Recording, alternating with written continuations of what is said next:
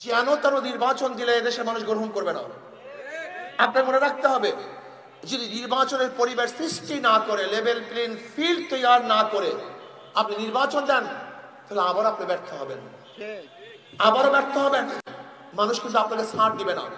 এর জন্য আসুন, এমন নির্বাচন দিবেন যে নির্বাচনের মধ্যে প্রত্যেকটা মানুষ তার ভোট অধিকার প্রয়োগ করতে পারে, সেই ব্যবস্থা করতে হবে।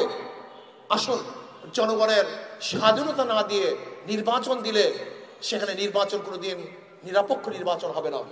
কাজে আগামী নির্বাচন হবে ইসলামের পক্ষে নির্বাচন, আগামী নির্বাচন হবে হাত পাখার পক্ষে নির্বাচন ইনশাআল্লাহ।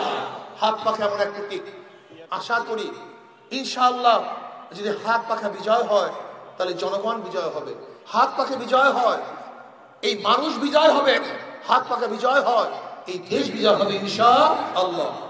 পিআর সিস্টেমে নির্বাচন চাই, সংখ্যানুপাতিক হারে নির্বাচন চাই, যেখানে মানুষ মার্কায় ভোট দিবে।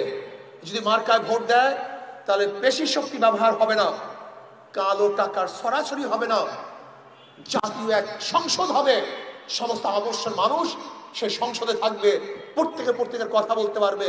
পিআর সিস্টেমে নির্বাচন হলে সেখান থেকে আর ফ্যাসিস্ট তৈরি হবে না। এই জন্য সরকারকে বলবো, অবশ্যই পিআর সিস্টেমে নির্বাচন দিতে হবে, নির্বাচনের পরিবেশের সৃষ্টির মাধ্যমে নির্বাচন দিতে হবে, সংস্কারের ভিত্তিতে নির্বাচন দিতে হবে।